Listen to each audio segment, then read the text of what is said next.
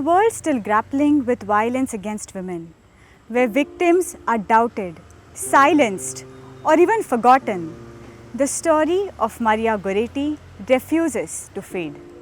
She was just 11, a farm girl in rural Italy, no wealth and no power. But what she did have was unshakable faith, fierce clarity, and a heart full of mercy. All of this left behind a legacy that the world still leans on today. Maria is remembered as the patron saint of purity, survivors of sexual violence and forgiveness. But she didn't become that through comfort. She earned it through blood, faith, and a choice that most wouldn't make, even in death. She was attacked by someone she trusted. Still, she fought back. And as her life slipped away, she did the unthinkable. She forgave him. But this is more than just a story of a child who died. It's the story of what came after. The miracles, the stirrings of sainthood, and the slow, astonishing change in the man who took her life. Maria's story didn't end with her death, it began there. Maria Teresa Goretti was born on October 16, 1890, in the small farming village of Corinaldo, Italy. Her parents, Luigi Goretti and Assunta Carlini, were poor but deeply faithful sharecroppers, working the land under the oppressive Mezzadria system that kept generations of peasants in death and hardship. Maria was the third of 7 children, baptized the day after her birth in the Church of San Francisco. From her earliest years, she was surrounded by pity.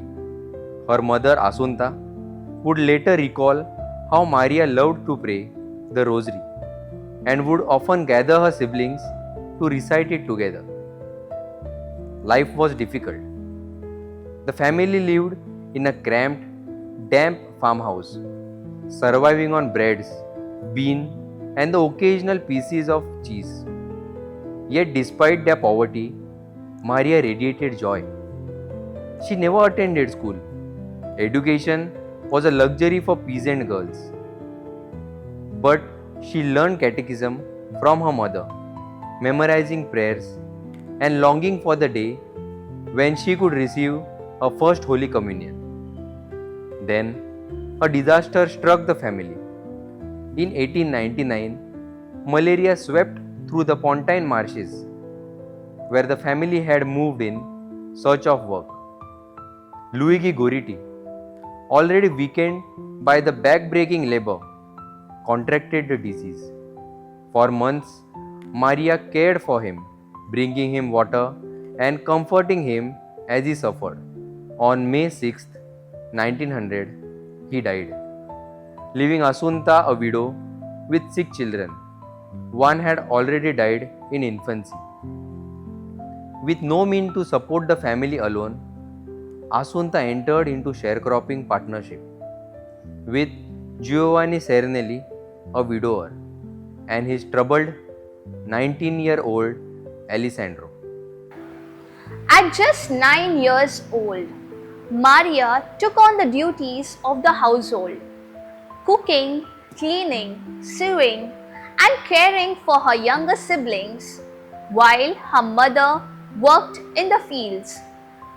Witnesses later recalled her patience, her willingness to go hungry so others could eat, and her habit of giving away her own shoes to poorer children.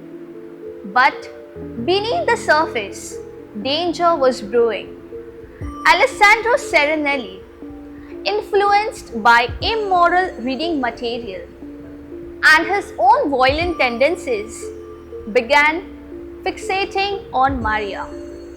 He made crude advances, which she resisted with quiet but firm resolve, often saying, "No, Alessandro, God does not want this. It is a sin."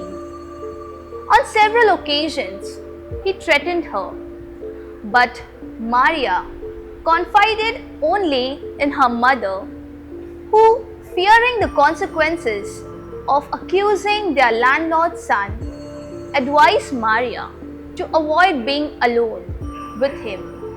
The tension grew. Then, on July 5th, 1902, the unthinkable happened. It was a sweltering afternoon. Asunta and the other workers were in the fields. Maria, now 11, was mending a shirt in the kitchen, while her baby sister slept nearby. Alessandro entered, demanding she submit to him. When she refused, he dragged her into a bedroom, holding a sharp awl used for farm work. "If you don't do what I say," he hissed, "I'll kill you." Maria, trembling but resolute, cried out, "No, it is a sin. God forbids it. You will go to hell." Enraged, Alessandro began stabbing her. 14 brutal wounds to her chest, lungs, and heart. Bleeding profusely, Maria crawled towards the door, but Alessandro locked her inside, leaving her for dead. Her little sister's cries alerted neighbors, who broke in and found Maria barely alive. A doctor was summoned, but the damage was too severe. As she was carried to the hospital in a horse-drawn cart, she whispered, "Mama, Mama." For 20 agonizing hours, Maria clung to life. A priest administered last rites, and when asked if she forgave Alessandro, she replied without hesitation, "Yes, for the love of Jesus, I forgive him, and I want him to be with me in paradise." Her final words were of concern for her mother. "Mama, do not cry. I am happy. I am going to Jesus." At 3:45 p.m. on July 6, 1902, Maria Goretti died, her small hands clutching a crucifix. Alessandro was arrested and after a swift trial, sentenced to 30 years of hard labor. However, he showed no remorse, even mocking Maria's memory. Meanwhile, Maria was buried in a simple grave. But almost immediately, pilgrims began reporting miracles. Sick children healed, conversions sparked by her story. The local bishop opened an investigation into her sanctity. Then 6 years into his sentence, something extraordinary happened. Alessandro later testified, "One night, Maria appeared to me in my cell, dressed in white, surrounded by lilies. She smiled and handed me 14 flowers, one for each stab wound. From that moment, I was filled with remorse." He repented, confessed his sins, and spent the rest of his sentence in prayer. Upon his release in 1929, Alessandro sought out Asunta and begged forgiveness. Falling to her knees, he wept as she embraced him, saying, "Maria, forgive you, how can I not?" He later became a lay Franciscan, living a life of penance until his death in 1970. On June 24, 1950, before a crowd of 5 lakh, the largest canonization in history at the time by Pope Pius XII, declared Maria a saint. Her mother, Asunta, was present, the first mother to witness her child's canonization.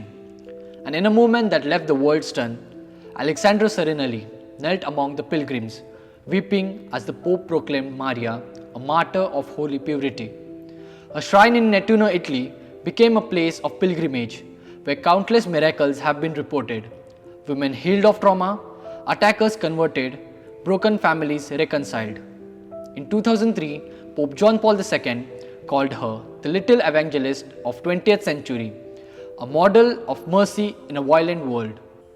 More than a century later, Maria's name is still called upon by survivors of abuse looking for strength, by parents raising children in faith, and by prisoners searching for a second chance.